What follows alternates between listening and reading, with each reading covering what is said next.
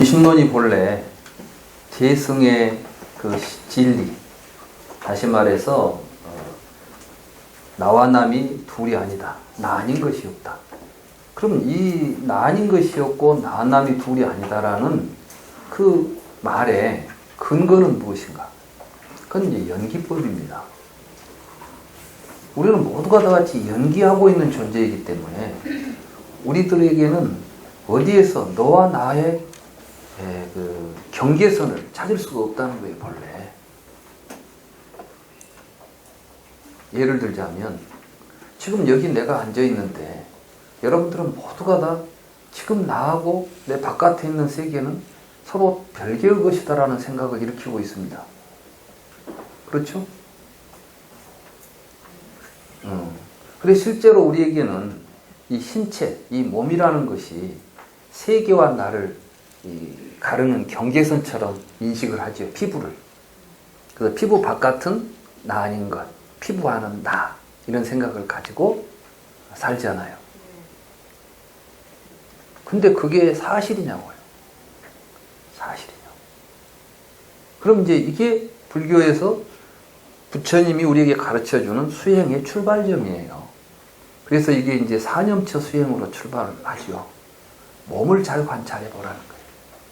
네 몸을 잘 관찰해 보면 네 몸이 과연 바깥과 구별되어 있고 떨어져 있게 보이느냐는 거예요. 시각적으로는 보이죠. 그 시각적으로 보이는 게 뭐냐면 안이비설신이에요. 눈으로 보면은 내 몸하고 바깥의 세상은 경계가 지어져 보이죠. 그러니까 우리가 안이비설신이라고 하는 지각 활동을 통해서 뭐 만져보면은 바깥에는 만져지는 것이 있고 속에는 만지는 것이 있는 것처럼 느껴지는 것들이 나타나요. 이게 이제 안이비설신의 색속형 미촉법을 통해서 안이비설신 의식이 발생하면 그로부터서 또 이제 거기에 기초해서 감정도 일어나고 뭣도 일어나가지고 내 안에는 느끼고 생각하고 하는 놈이 하나 자리 잡고 있다, 이런 생각을 하게 되는 것이에요. 이 모든 과정을 설명하고 있는 게 초기 불교의 부처님의 가르침들인 것입니다. 그런데 이제 그렇기 때문에 그렇게 알고 있는 우리들의 상식, 우리들의 지금 견해가 정당한가를 잘 성찰하기 위해서 그 출발점이 되는 몸부터 한번 보라는 거예요. 호흡부터 한번 보라는 거예요. 우리는 호흡이 들어오고 나올 때 우리의 몸이 유지된다는 것을 알 수 있을 것입니다. 그럼 호흡을 잘 관찰하면 어떤 결론에 도달해요? 밖에서 호흡이 안 들어오면 내 몸은 있습니까? 없습니까? 호흡 끊어지면 몸이 존재해요? 존재하잖아요. 죽지. 내 몸이라고 할 수 있는 몸은 세상에 없어져 버리죠. 음식 안 먹으면. 그러면 여러분들이 먹는 음식, 호흡하는 공기, 마시는 물, 그게 밖에 있는 거예요? 안에 있는 거예요? 그래. 밖에 있는 것이 내 안에 들어오고 내 안에 있는 것이 또 꽉 차 있으면 어떻게 돼요? 죽어. 여러분들이 먹은 것 못 싸면 죽는 거예요. 여러분들이 들이쉬는 숨 못 내쉬면 죽는 거예요. 그러고 보니까 바깥에 있는 세계와 나의 존재가 서로 벽이 있습니까? 경계선이 있습니까? 아니죠. 연결되어 있잖아요. 이 연기지요. 이거 이제 서로 그물처럼 서로 얽혀 있는 거예요. 이 이야기를 사실은 불교 사상 전반에 걸쳐서 하는 이야기는 이겁니다. 그래서 화엄경에서는 그걸 이제 막 중중무진한 법계 연기라고 그래요. 이 다르마드르 세계, 이 세상에 나타나는 모든 것들은 우리 눈에 보이는 정도가 아니라 중중무진이라는 말을 써요.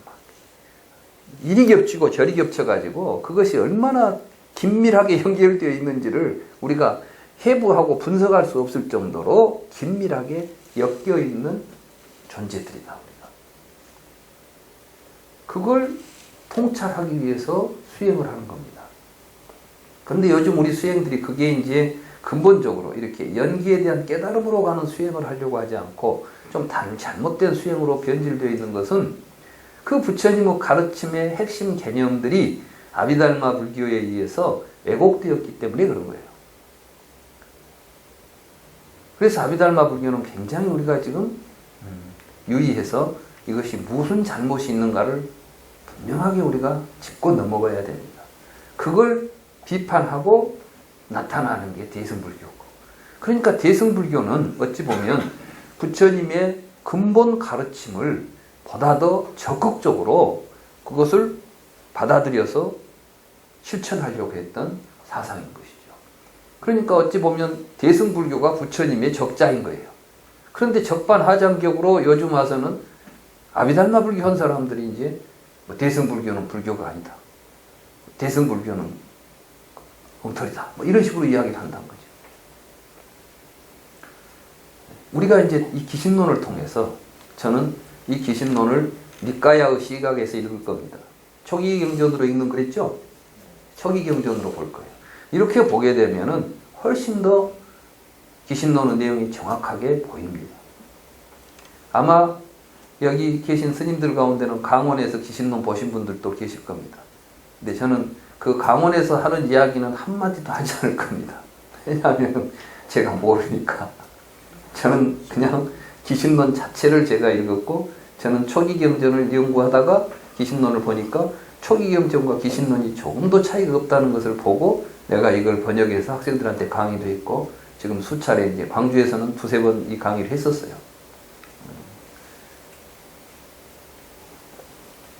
이제 이 기신론을 우리는 이론으로 받아들이면 안 됩니다.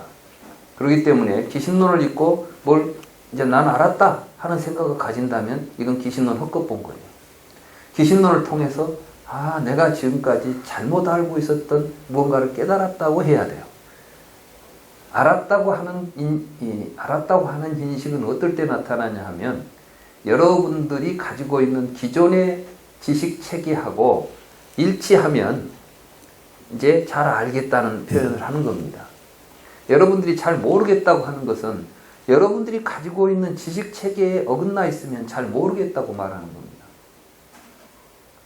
그러니까 잘 알았다, 맞다 이런 표현은 사실은 여러분들이 가지고 있는 기존의 지식 체계에 들어오면은 알겠다라고 말하고, 그 다음에 거기하고 합일되면은 맞다라고 말하는 것입니다. 그러니까 여러분들이 하는 알았다, 맞다 이 표현은 진실이 아닌 것입니다. 지금 여기서는 여러분들이 알고 있는 상식 속에다가 하나의 지식을 넣어가지고 여러분들은 합의를 구하고 있는 내용이 아니라 지금까지 내가 이런 사실을 몰랐구나라고 자기가 가지고 있는 기존의 자기의 지식 체계를 반성적으로 들여다보고 거기에서 문제를 발견하고 교정하는 작업을 해줘야 되는 거예요. 모든 불교 서적들은 그 역할을 해야 되는 것이지, 그런데 만약에 그 경을 읽었더니 이해가 되네, 맞네 막 이렇게 나왔다면은 지 지식을 가지고 지 이론으로 만들어버린 거예요. 그게 불교가 아니에요. 이건. 우리 주변에서 지금 불교라고 하는 불교가 자기 반성을 일으키는 내용들이 아니라 자기 합리화를 해버리는 이론으로 변질되기 때문에 불교가 문제가 생기는 겁니다. 그래서 이제 우리는 이 공부를 할 때 내가 가지고 있는 생각을 내려놓기 위해서 이 공부를 하는 것이지, 내가 가지고 있는 생각을 강화하기 위해서 이 공부를 해서는 안 된다. 이런 출발점부터 이런 생각을 가지고 해야 됩니다. 그래서 결국 이 불교의 목적은 이고등락, 우리가 괴로움을 떠나서 행복을 얻는 것이 불교의 근본 목적이기 때문에, 그리고 우리의 괴로움은 우리가 가지고 있는 지식체계, 우리가 가지고 있는 의식구조 이런 데서 기인한다고 보는 것이 부처님의 진단입니다.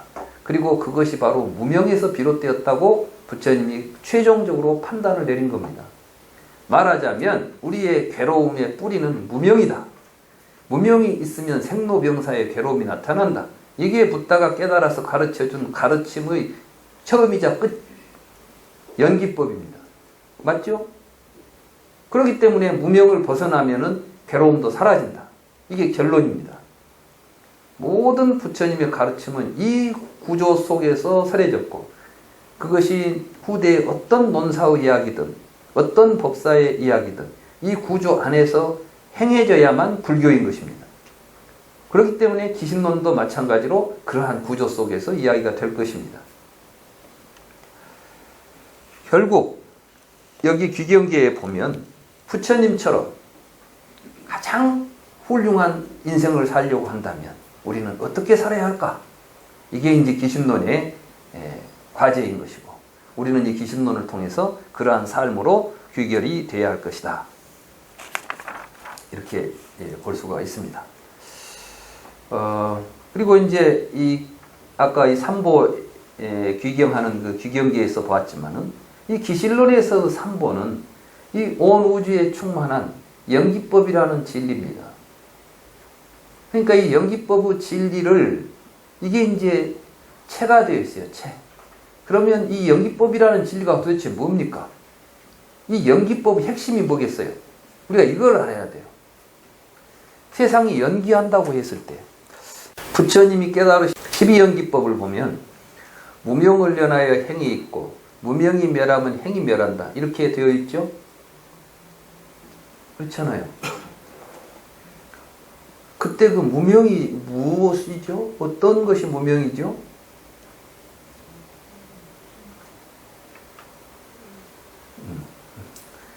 무지.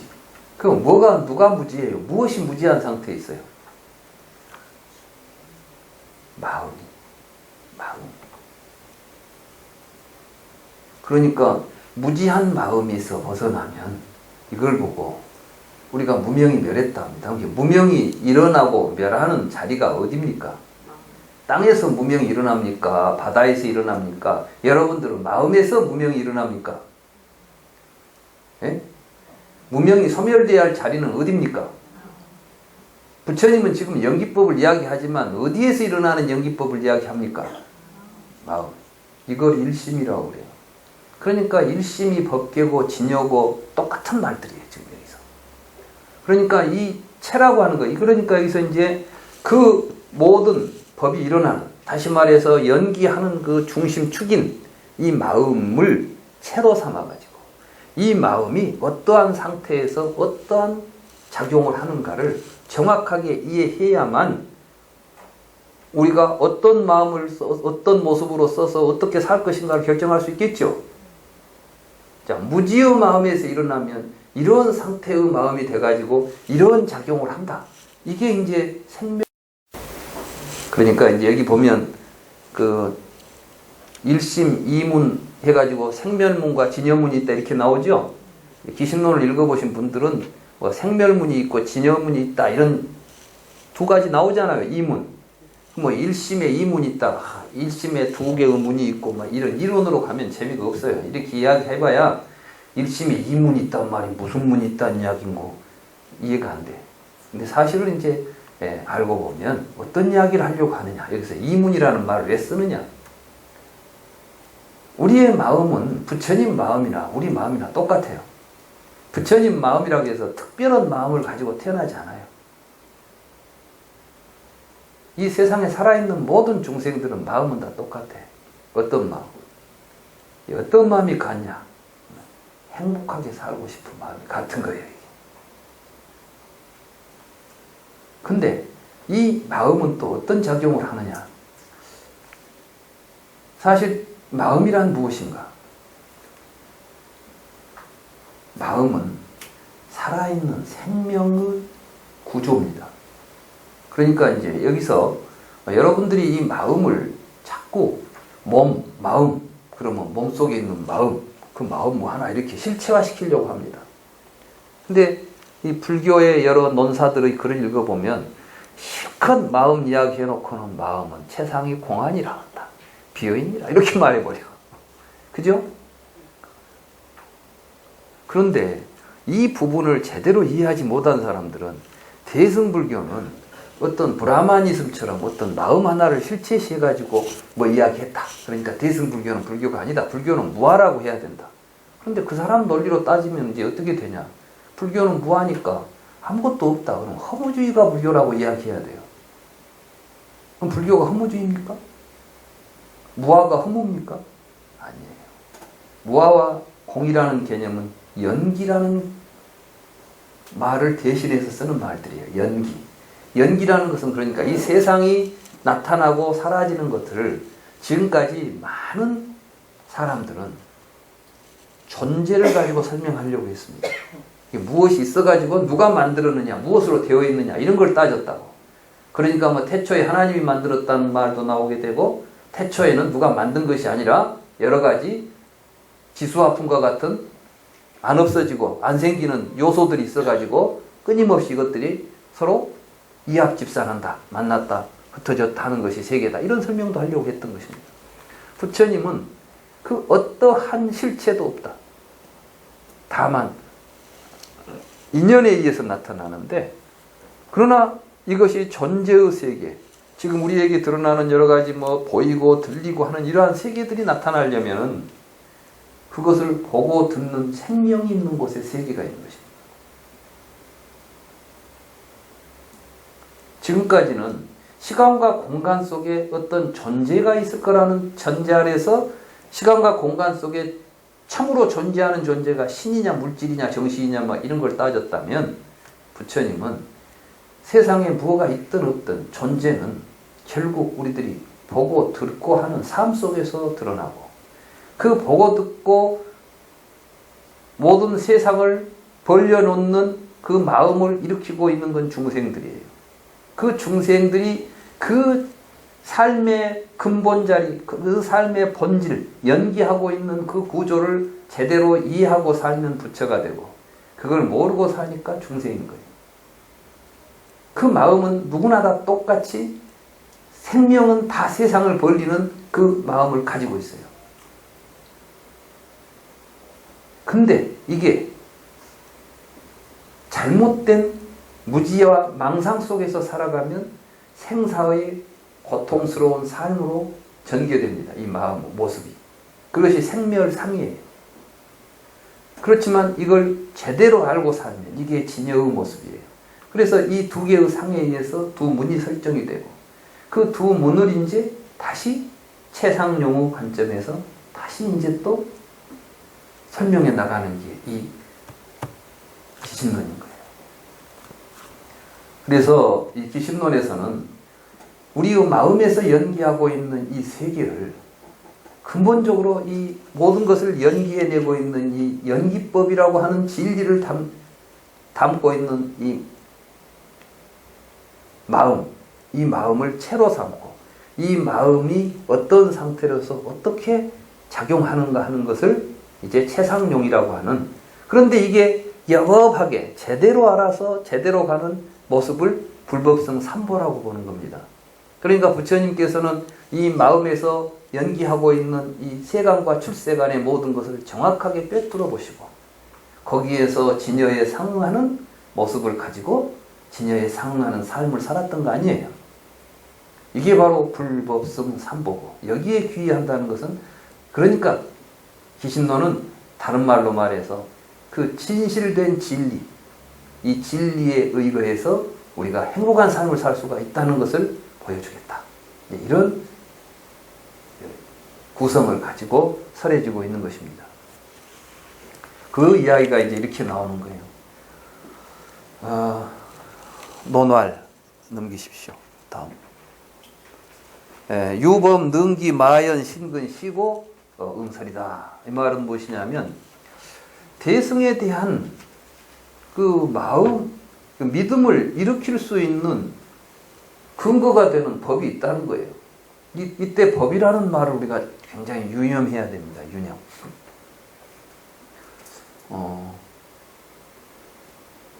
이 법은 우리 불교에서는 만법이라는 말도 쓰고 제법, 개공법이라는 말 많이 쓰죠. 법. 이 법을 어떻게 이해하느냐? 이 법을 어떻게 이해하느냐 하는 것을 보고 우리가 이제 법상이라고 불러요. 법상. 법을 도대체 어떻게 이해해야 할 것이냐. 그런데 아비달마 불교가 이 법을 어떻게 해석하냐 하면, 이게 모든 이 세상을 우리에게 보이는 존재하는 것들을 존재 가능하게 해주는 가장 기초적인 단위로 봅니다. 그리고 이 기초적인 단위인 법, 이것을 이제 별법이라고 그러죠. 별법, 다르마라고 봐버렸어요. 그러니까 부처님께서는 그걸 깨달았다는 거예요. 부처님께서 깨달은 내용이 뭐냐? 그러니까 부처님께서는 우리의 모든 존재 현상을 분석해가지고, 분별해가지고, 거기에서 그 존재 현상을 가능하게 해주는 요소들을 낱낱이 다 꿰뚫어 보셨다는 거예요. 그러니까 그 요소들을 다르마라고 부르고 이게 법이니까 이게 몇 가지냐 이걸 이제 찾는 게 아비달마 불교가 집중했던 불교 탐구였어요. 그러니까 이 가운데 이 다르마는 유의의 다르마와 무의의 다르마가 있고 그래서 유의법과 무의법이라는 말을 만들어냅니다. 저도 처음에 유의법과 무의법이라는 단어가 초기 불교부터 나온 말하자면 초기 경전에 나온 말인 것으로 저도 이해를 했었어요. 왜냐하면 하도 아비달마에서 유의법, 무의법 이런 말을 쓰니까. 근데 경전에 구체적으로 이제 누군가가 유의는 있어도 유의법은 없고 무의는 있어도 무의법은 없다는 거예요. 초기 경전에. 그래서 제가 다시 한번 확인해 봤어요. 정말 유의와 무의는 다르마라는 말하고 결합된 적이 없어요. 이것은 유의다 이렇게 말했지. 그러니까 실은 유의법과 무의법이라는 이 다르마 개념 자체가 아비달마에서 왜곡되면서 이 세상의 모든 존재를 이제 유의의 존재와 무의의 존재로 나누는 것으로 부처님이 깨달았다. 그래서 유의의 존재를 버리고 무의의 존재를 얻도록 하는 것이 불교 수행이다. 이렇게 보니까 열반을 얻어야 될 대상으로 설정하지 않아요. 그러겠죠? 그러면 생사는 버려야 될 대상이겠죠. 그러니까 이제 생사를 버리고 열반을 얻는 거예요, 이게.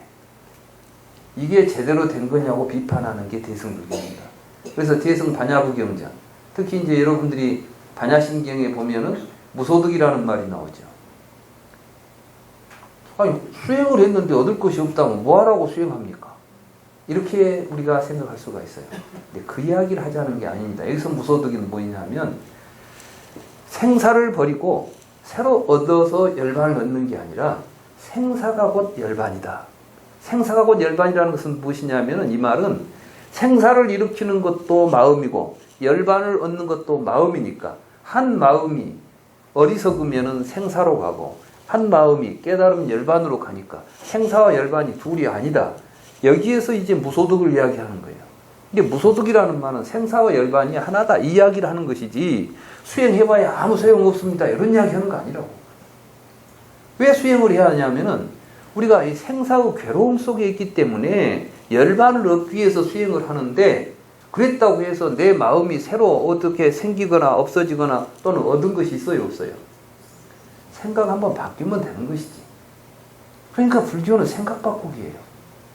뭐 깨달음이라는 게 뭐 별겁니까? 여러분들이 살면서 많이 깨닫죠. 깨달을 때 뭐 어떤 일이 일어납니까? 단성이 일어나죠. 아, 내가 지금까지 잘못됐다는 걸 깨달았어. 그리고 이제는 그거 안 하고 이제 새롭게 살 거야. 삶이 변하는 거예요.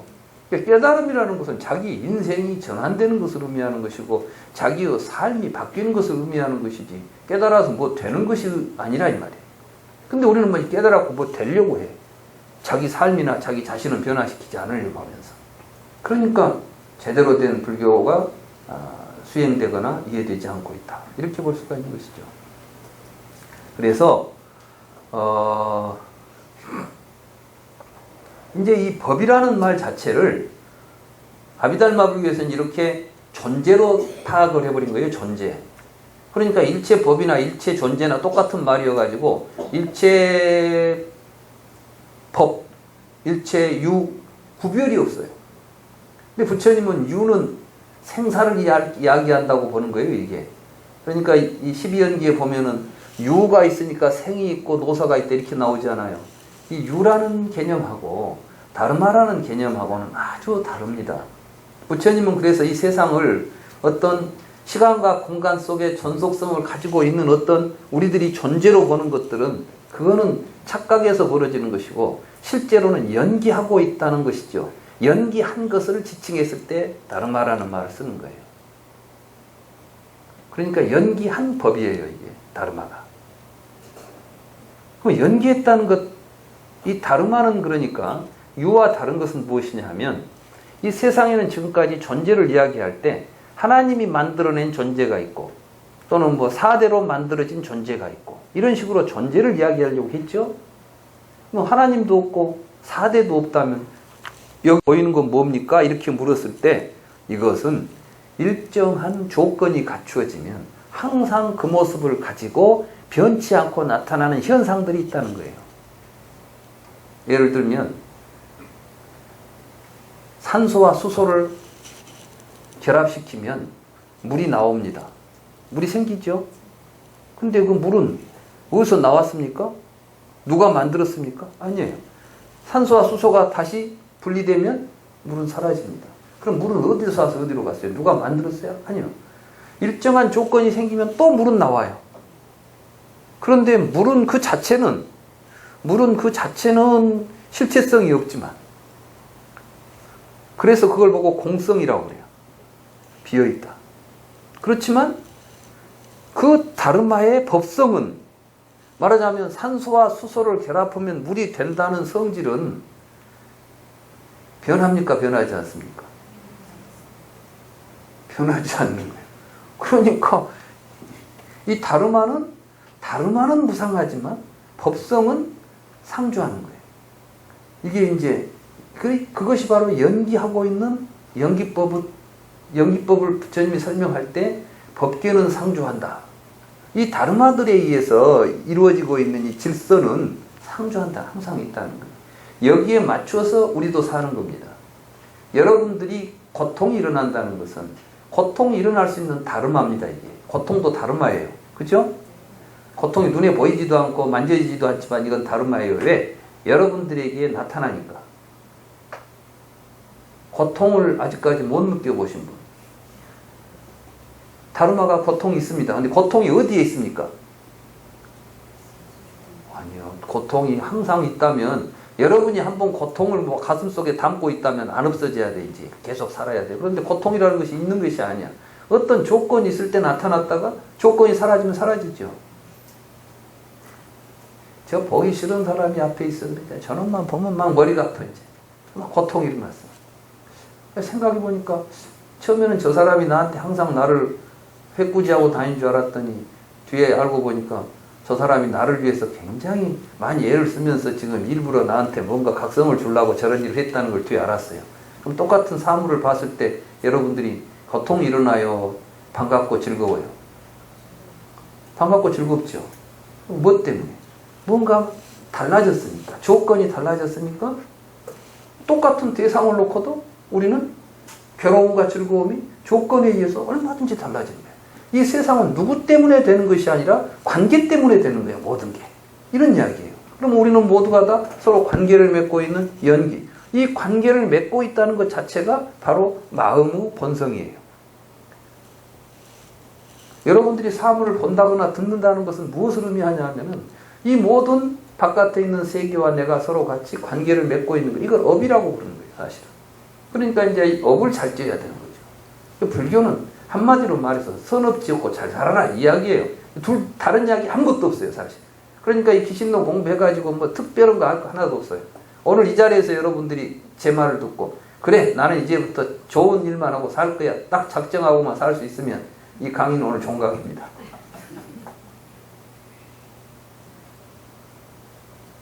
그 다르마를 우리가 정확하게 이해해야 되는 거예요.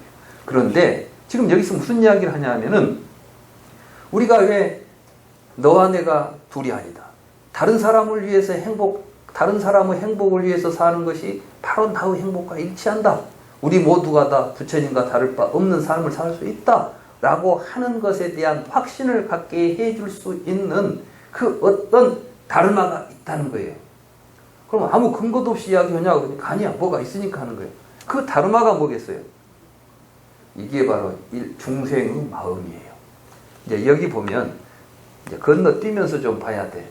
왜냐하면 여기는 다르마라고만 나왔지만은 이제 귀신론을 쓰게 된 이유 좀 넘기지 마세요. 이제 책으로 잠깐 볼 테니까.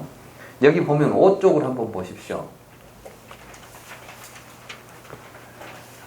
그 보면 다음으로 이 비분을 설하겠다. 마연을 전체적으로 이야기하면 두 가지다. 첫째는 법이고 둘째는 의다. 그 다음에 법이란 중생의 마음을 말한다. 이렇게 되어 있죠? 보입니까? 그러니까 여기서 지금 법은 뭐라고요? 중생의 마음이에요. 그러니까 지금 우리가 이 마연법이 의지하고 있는, 우리가 마연이라는 대승의 삶을 살 수 있는 근거는 뭡니까? 이렇게 물으니까 중생의 마음이라는 거예요. 그럼 중생의 마음은 누구 마음이에요?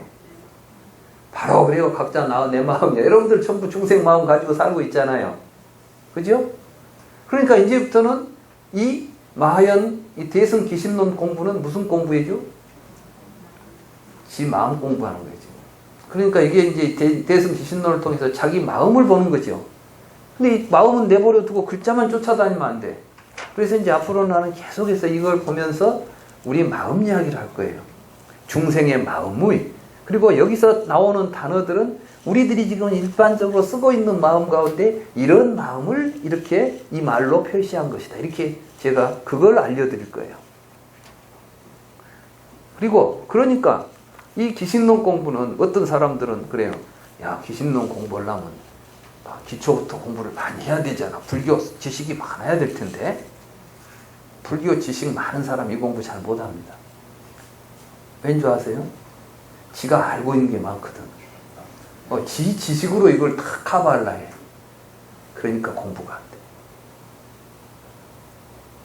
저는 제가 볼 때 불교 화엄경이 어렵다더라, 높다더라. 하나도 높은 것도 없어요. 똑같아요.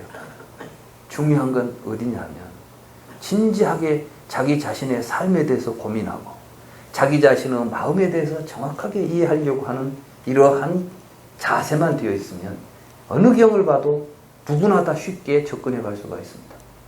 오히려 공부 많이 해가지고 많이 알고 있어가지고 나름대로 불교를 회통하고 있는 사람한테는 이런 이야기들이 오히려 더 이해가 안 됩니다. 왜냐하면 자기 지식이 옹호돼야 되니까. 내 지식을 사람들은 지 살림은 다 지키려고 해요. 지식도 마찬가지예요. 내가 가지고 있는 지식은 내 것이에요. 근데 누가 그걸 부정하면 꼭 어디 와서 재산 뺏어오러 온 사람만큼이나 이 적개심이 일어나는 거예요. 불교 공부는 그렇게 하면 안 되고, 그러니까 저는 여기서 이야기할 때 제 이론 이야기를 안 할 거예요. 다만 여기서 우리 같이 한번 우리 마음을 살펴봅시다. 그래서 이 공부는 결국은 마음을 스스로 살피는 시간들이 될 겁니다. 그래 이제 이 법이 있다. 그래서 기신론을 설하게 되었다. 이렇게 이야기가 되어 있죠. 그래서 이 논에서는 이제 5가지 부분으로 나누어서 이야기한다. 첫째는 인연분이다. 인연분은 이제 왜 내가 이 기신론을 쓰는가에 대한 이유를 이야기하는 것이고, 이 부분은 아까 말씀드린 대로 이 기신론에서 설명할 하나의 주제를 설정하겠다. 세 번째는 설정된 주제를 잘 해석해 주겠다. 네 번째는 잘 이해가 됐으면 이제 거기에서 그 확신을 가지고 어떻게 우리가 실천할 것인가에 대해서 이야기하겠다. 다섯 번째는 잘 실천하면 어떠한 공덕으로 귀결되는가, 어떤 이익이 있는가를 이야기하겠다. 이렇게 해서 5등분으로 기신론이 설해지고 있습니다. 오늘은 기신론을 쓰게 된 이유, 이걸 살펴보고 강의를 마치려고 합니다. 먼저 3쪽이고 여기 보면 기신론의 다음 한 장 넘기십시오. 기신론을 쓰게 된 이유 있죠?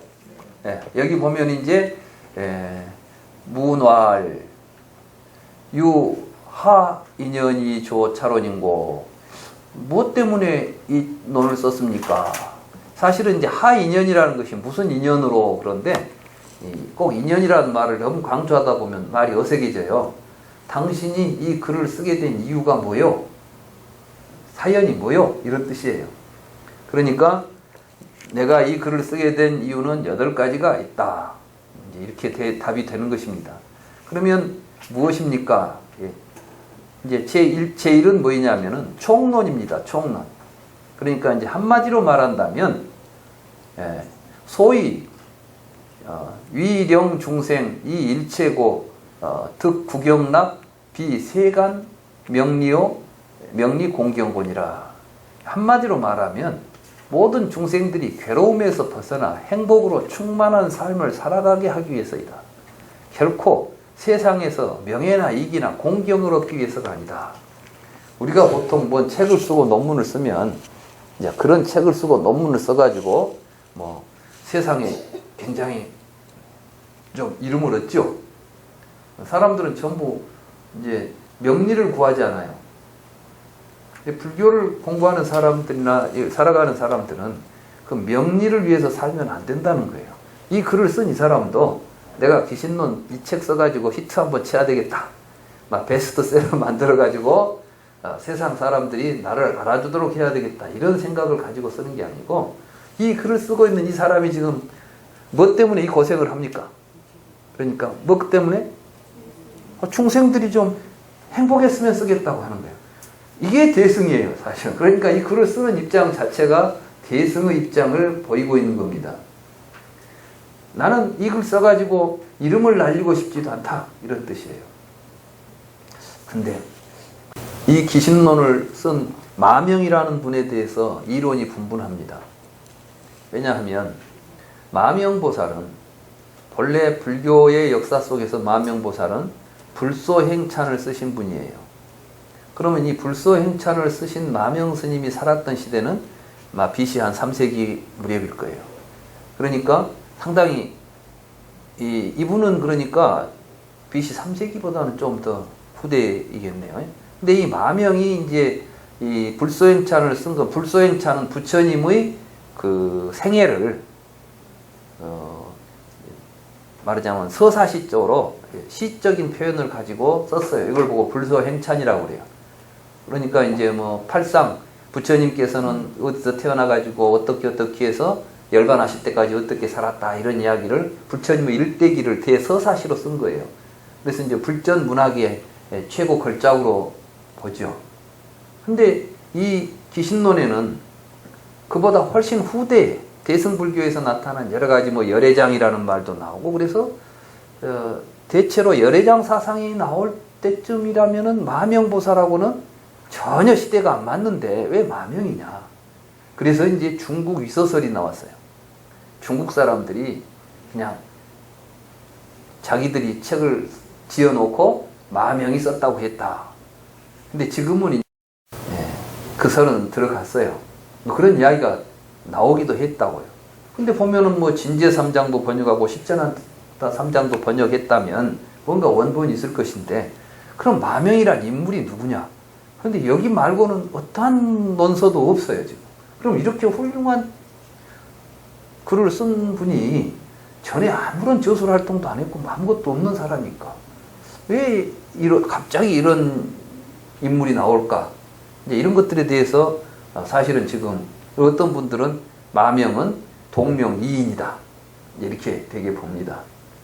근데 그러게도 볼 수 있겠고 또 이 글을 보면 이분이 스스로 자기 이름을 안 드러내기 위해서 나무 이름 갖다 쓰고 그냥 해버린 것도 같아요. 서양 사람들은 이름 내기를 참 좋아해요. 그러니까 뭐 조금만 뭘 한 소리 많이 났어도 다 이름이 있어요. 우리가 뭐 탈레에서는 만물이 아르케는 물이다. 그 말 한마디 가지고 철학의 아버지가 되고 과학의 아버지가 되고. 그러니까 서양에 보면 막 사람 이름 많이 나오죠. 근데 인도에는 사람이 잘 안 나와요, 이름이. 그리고 이제 그 많은 뭐 금강경, 뭐 반야심경 경들 많이 있는데 그거 전부 부처님이 하신 말씀이 아니고 뒤에 누가 하여간 만들어 놓은 건데 그건 다 부처님 했다 해보고 저는 빠져 있어. 내 말이 아닙니다. 이건 이렇게 이제 이런 전통들이 있어요. 그래서 여기도 보면 우리가 하는 어떤 일들이 세상에서 명예나 이익이나 공경을 얻기 위해서가 아니라 바로 모든 사람들이 행복한 삶을 살도록 하는 것이 우리들이 해야 될 마땅한 일들인 것이에요. 그래서 이제 이런 일을 하면서 개인적인 어떤 명예나 뭐 이런 이익이나 이런 걸 생각하면 안 된다 하는 교훈을 또 여기서 주고 있는 겁니다. 두 번째, 열애께서 위욕해 열의 근본지 영재중생 정해 불유고로 열애께서 말씀하신 불법의 근본 뜻을 잘 해석해 가지고 중생들이 오류 없이 바르게 이해하도록 하려고 이 글을 쓴다. 그러니까 이 말은 무엇이냐면 사실은 부처님 말씀에 대한 오해가 많이 있는 것이죠. 우리는 이제 우리 불교 역사를 보면 여러분들이 한 가지 이제 좀 불교의 어떤 그 논서들이나 책들을 볼 때 주의하셔야 될 게 우리는 그 책이 있고 책에 써진 글자는 다 진실인 것처럼 보입니다. 그러니까 누가 책을 썼다. 그러면 책에 나오면은 진실인 것처럼 보인다는 이야기죠. 요즘은 이제 텔레비전에 나오면 다 진실인 것처럼 보이죠. 그죠? 또 신문에 나오면 다 진실인 것처럼 보여요. 이게 이제 문자가 가지고 있는 힘이에요. 그래서 우리는 어디가 뭐가 문자가 탁 되어 나오면은 책에 있다니까 우리가 그러잖아요. 근데 사실은 그것도 언어일 뿐인 것이에요. 근데 아비달마 논서들이 굉장히 많이 있습니다. 저도 이제 좀 처음에는 이렇게 훌륭한 책들이 많냐고 이제 읽어보다 보는데 너무 어려운 거예요. 그래서 심오한가 보다 그러고 엄청 이제 고민을 많이 하면서 이해하려고 했어요. 근데 보니까 심오해서 어려운 게 아니라 너무 이제 자기식으로 이론을 만들어내다 보니까 이 앞뒤가 안 맞는 말이 많은 거예요. 이게. 실제로 책으로 우리가 부처님의 이제 불경 속에 들어있다고 해서 다 옳은 말만 있다고 생각하시면 안 된다는 거예요.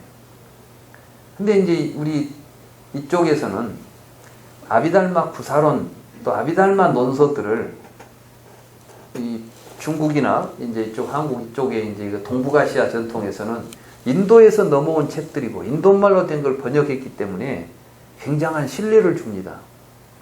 그래서 마땅히 이제 구사론, 이 아비달마 공부를 끝내고 나면 그 다음 단계로 유식을 하고 막 이런 식으로 지금 강원에서도 이제 보면은 구사 7년, 유식 3년 해가지고 10년 공부한다 이런 이야기들이 있죠. 예, 지금은 강원에서도 막 그렇게 공부들을 안 한 것 같구만. 옛날에는 불교 공부가 10년 공부한다 하면 구사론이 아비달마 논서예요. 유부 아비달마 논서인데 그 아비달마 논서에 보면은 불교가 개념적으로 사전적으로 굉장히 자세하게 의미들이 규정되면서 설명되고 있어요. 이게 이제 아주 실제론적인 입장을 갖죠. 이걸 7년 동안 공부한 다음에 그걸 가지고 유식을 한 3년 공부해야 불교 공부가 다 된다. 이런 이제 그 옛 어르신들의 공부법이 있었어요. 근데 사실은 구사 7년은 내가 볼 때 구사 7년은 잘못된 거라 이 말이지. 구사로는 이것이 왜 무엇떤 잘못을 보이고 있는가를 우리가 깨닫는데 구사론을 우리가 이해해가지고 우리 것으로 만들면 안 되고 구사론이 뭐가 잘못되어 있는가를 잘못된 왜곡된 불교를 보여주고 있는가를 보아야만 중관 유식으로 나아갈 수가 있는 것입니다. 아무튼 이건 이제 내 개인적인 생각이니까 여기서는 이제 빼기로 하고 중생들이 그 오류 없이 바르게 이해를 해주는 책이 이미 많이 나와 있다면 이 책을 안 썼겠죠. 근데 여기서는 지금 구체적으로 비판은 않고 있지만 이분의 생각에 지금까지 세상에 나온 책들 가운데는 부처님의 뜻을 왜곡시킨 것들이 많이 있으니까 그걸 좀 시청해 보겠다. 이런 의도가 여기에 있다. 이렇게 볼 수 있어요. 그 다음에 이제 3자는 위령 선근 성숙 중생. 선근 성숙 중생이라는 것은 착한 일이 몸에 밴 사람들이에요.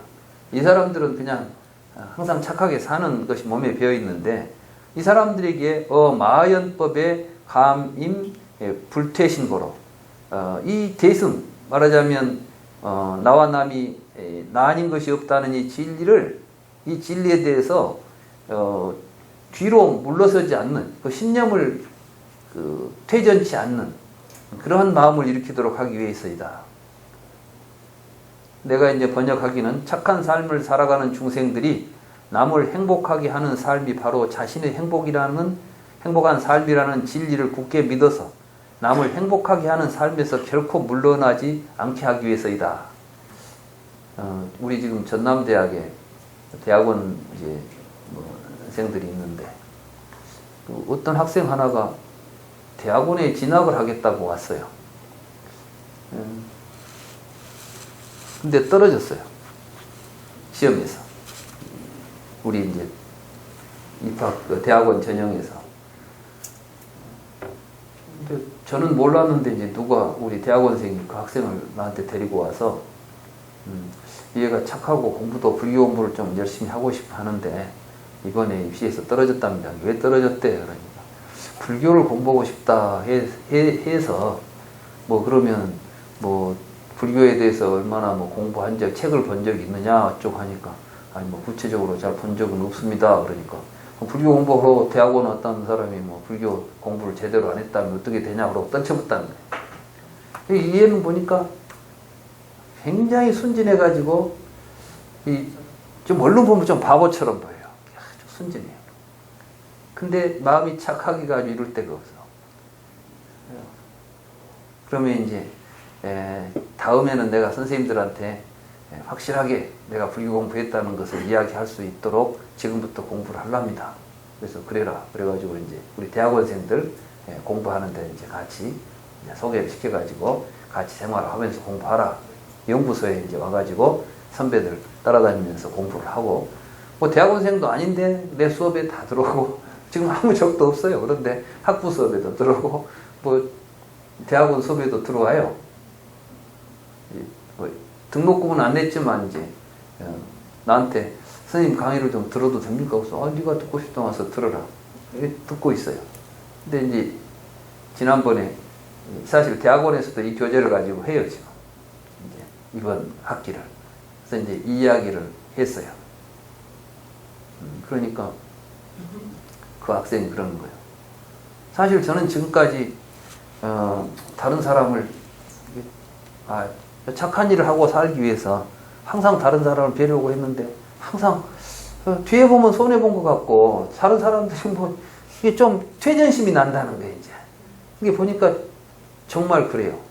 뭐 굳은 일도 뭐 또 안 하고 하니까 뭐든지 열심히 하는 애인데 속으로는 좀 그런가 봐. 내가 꼭 이렇게 해야 되나 싶은 의심이 있는가 봐. 근데 내가 이제 이 이야기를 했더니 갑자기 교수님 이제 저도 확신을 가졌습니다.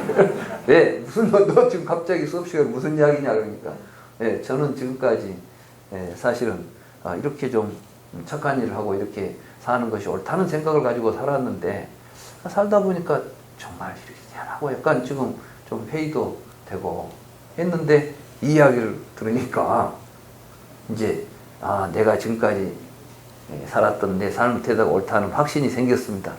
이제는 의심 없이 이렇게 살랍니다 그러더라고요. 그래서 내가 야 참 요즘에도 저렇게 순진하고 저렇게 해서 저는 이제 제 개인적으로 뭐 전남대 대학원에 입학은 내가 혼자 시키는 게 아니고 대학원 우리 교수들이 판단해야 할 일이지만은 어찌됐든 저 친구는 불교할 친구다. 대학원이 아니라도 불교 공부는 제대로 할 수 있는 학생이니까 끝까지 하여간 인연을 내가 끈을 놓지 않고 이제 내가 전대 내년이면 내가 이제 정년하잖아요. 정년하더라도 뭔가 불교를 공부하고 부처님 일을 할 수 있는 사람으로 좀 이렇게 교육을 내가 시켜야 되겠다 이런 생각을 했어요. 그렇습니다. 제가 볼 때는 머리 좋고 뭐 이런 사람들이 불교를 하는 게 아니라 정말 진실로 바른 삶에 대한 확신을 가지고 살아가는 사람들이 앞으로 우리 불교를 위해서 또 이 사회를 위해서 공헌할 수 있는 사람이다. 저는 이렇게 보거든요. 그렇습니다. 이 기심론을 통해서 정말 남을 행복하게 하는 삶을 자신의 행복과 일치해서 살 수 있는 삶으로 연결시키는데 조금 더 의심이 없도록 하기 위해서 이 책을 쓴다는 거예요. 자, 그러면 이제 네 번째는 뭐냐? 위령, 선근, 미소 중생. 수습, 신심고로. 착한 삶을 제대로 살아가지 못하는 중생들이 그러니까 뭐 어쩔 때는 좀 좋은 일도 했다가 조금이라도 자기가 좀 이것이 또 이익되고 싶으면 금방 마음이 변했다가 왔다 갔다 하는 사람들 있잖아요. 이런 사람들이 이제 성근이 미숙한 사람들이야. 아직 성숙하지 못한 사람들. 이 사람들이 이제 남을 행복하게 하는 삶이 바로 자신의 행복한 삶이라는 것을 믿는 마음을 닦아 익히게 하기 위해서이다. 이런 사람들은 이러한 확신을 더욱더 갖도록 하기 위해서 이 글을 쓴 것이다. 다섯 번째는 위시 방편 악업장 선호 기심 원리 침한 출사망고로 좋은 수행 방법. 그러니까 이제 방편이라고 그랬죠. 이 방편이라는 것은 불교에서 방편은 수행법입니다. 수행법. 이제 방편을 보여준다는 말은 수행법을 보여줘가지고 악업의 장애물을 제거하고 소멸하고, 그래서 이제 우리들에게 고뇌를 가져오는 것을 악업장이라고 그러죠. 업장을 소멸하고 그 마음을 잘 지키고, 자기의 본심, 아까 말한 열애에 우리가 일심에 이제 진여의 참 모습을 지닌 이 마음을 잘 지키고 어리석은 아만을 멀리 여의고 사견의 그물에서 벗어나기 위해서이다. 여섯 번째는 위시 수습지관 대치 범부 이승심과고로. 지관이라는 것이 불교 수행을 다른 말로 말하면 지관이라고 그래요. 지라는 것은 사마타라는 말을 이제 한문으로 번역하면 지고, 윗바사나를 한문으로 번역하면 관입니다. 그래서 사마타 윗바사나를 지관이라고 하는 것이고, 이 사마타 윗바사나는 대승이든 아비달마든 불교 수행의 핵심입니다. 그러니까 지금 선가에서 하고 있는 선종에서도 사실은 지관을 닦는 거예요. 선정을 닦는다는 것이. 그래서 육조 해능선사가 이걸 이제 정해라는 말로 표현을 해요. 정은 사마타고 해는 윗바사나인 거예요. 그래서 정해를 균등하게 가져라. 이게 이제 육조담경에 보면 내 법은 정해가 일체이니라, 이런 표현이 나와요. 그러니까 사마타는 지라는 것은 여러분들의 의식이 자꾸 바깥으로 대상을 향해서, 여러분들이 욕심이 나면 욕심의 대상을 향해서 마음이 움직이죠. 이런 것들이 멈추는 거예요. 멈춰. 밖으로 향해서 나아가는 여러분들의 의식을 중단하는 것을 보고 지라고 합니다. 그러면 이게 뭐가 되냐면 안에 머물게 되는 겁니다. 그러겠죠? 이걸 보고 사마타라고 그래요. 그러면 이제 안에 마음 속에서 일어나고 있는 마음의 작용들이 이제 관찰이 되기 시작해요. 이걸 보고 윗바사나라고 하는 것이고, 그러면 그때 뭐가 일어나냐면 반야가 작동하는 것이고, 지를 통해서 삼매에 들고 관을 통해서 해가 작동하면서 윗바사나가 되는 거죠. 이 구조를 사티 삼바자나라고 하는 구조 속에서 수행해 가는 것을 보고 사념처 수행이라고 하는 것이고, 그러니까 불교 수행이라는 것이 윗바사나 따로 있고 육조 선정이 따로 있고 이것이 없습니다. 그래서 이제 이런 대승지관법을 이제 이 천태지휘선사가 천태지관이라고 하는 그 지관법을 통해서 이제 대승적 관점에서 사마타 윗바사나를 어떻게 할 것인가 하는 책을 썼던 게 이제 대승지관이라고 하는 것이고, 그러니까 지관은 전부가 다 불교 수행을 의미하는 말이에요. 특히 우리가 윗바사나 그러면 남방 윗바사나, 남방 수행법을 윗바사나라고 하는데 그건 좀 잘못된 오해고, 본래 불교 수행은 다 사마타와 윗바사나가 불교 수행의 핵심이다. 이걸 아셔야 됩니다. 그 방법을 보여준다는 거예요. 그러니까 이제 뒤에 보시면, 여기에 보면 뒤에 가서 네 번째가 뭐가 되어 있냐면은 여기가 수행신신분 있죠? 수행신신분을 보면은 윗바사나가 어떻게 지관이 일어나는, 어떻게 지관을 수행하는 법이 자세하게 나와 있어요. 그러니까 이제 이 대승지신론 공부를 하면 스스로 명상법도 스스로 체득하게 되죠. 그래서 이제 불교 명상은 이렇게 해가지고 이런 과정을 거쳐서 이런 결과로 가는구나, 이런 게 다 나와 있으니까 그때 공부하기로 하고.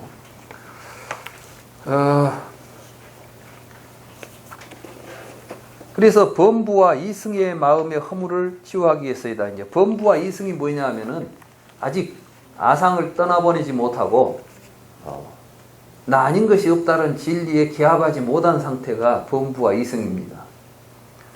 대승은 이제 나 아닌 것이 없다고 하는 영기법의 진리를 정확하게 깨닫고 실천하는 사람들이고, 자, 7번째. 거기 보면 위시 전념 방편 생어 불전 필정 불퇴신신고로. 아까도 방편은 그 수행 방법이라고 그랬죠. 좋은 수행 방법에 전념하는 방법을 보여줘서 부처님 앞에 태어나 반드시 불타의 신심을 불퇴전의 신심을 얻게 하기 위해서이다. 이게 이제 뭐 부처님 앞에 태어난다 그러니까 죽어서 또 부처님 앞에 태어나는 윤회 이야기를 하는가? 그게 아니라 여러분이 이제 여러분들은 지금 여러분들 앞에 항상 부처님이 현존하지 않아요.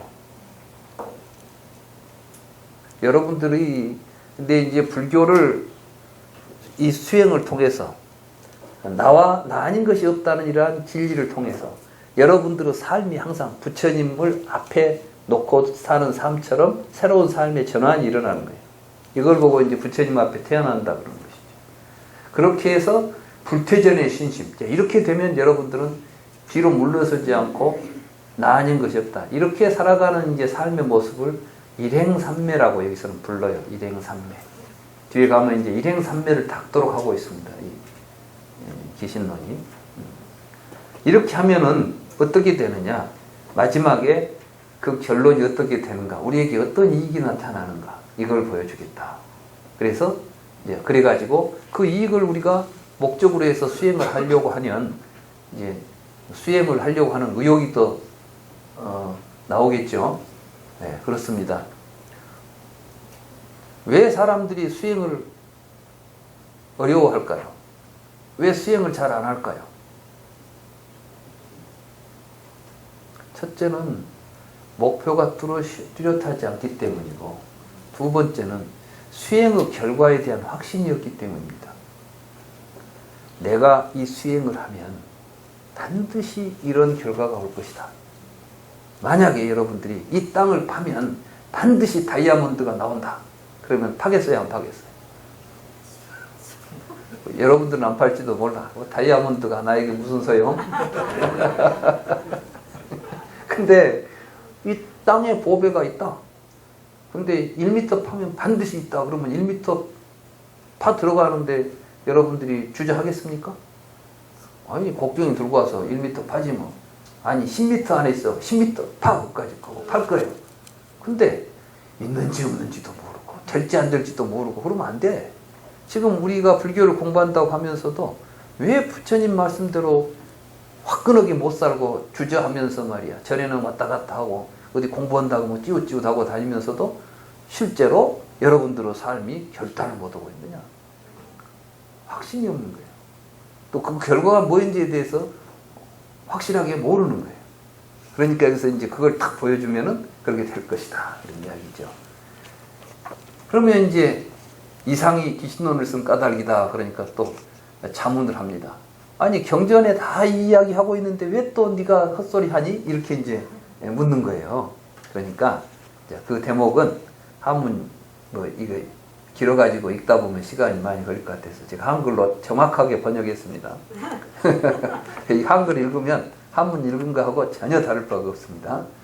비록 경 가운데 이 법이 있지만, 이게 부처님이 설하신 경 가운데도 이 법이 있지만 충생의 능력과 삶이 같지 않고 느끼고 이해하는 인연이 서로 다르기 때문이다.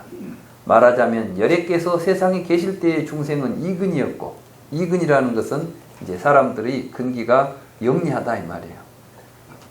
말하는 사람 부처님인데, 부처님은 몸과 마음과 업이 뛰어나서 신구이가 뛰어나가지고 원음으로, 이 원음이라는 말은 부처님이 설법하신 음을 원음이라고 보통 대승불교에서는 말해요. 그럼 원음은 뭐냐?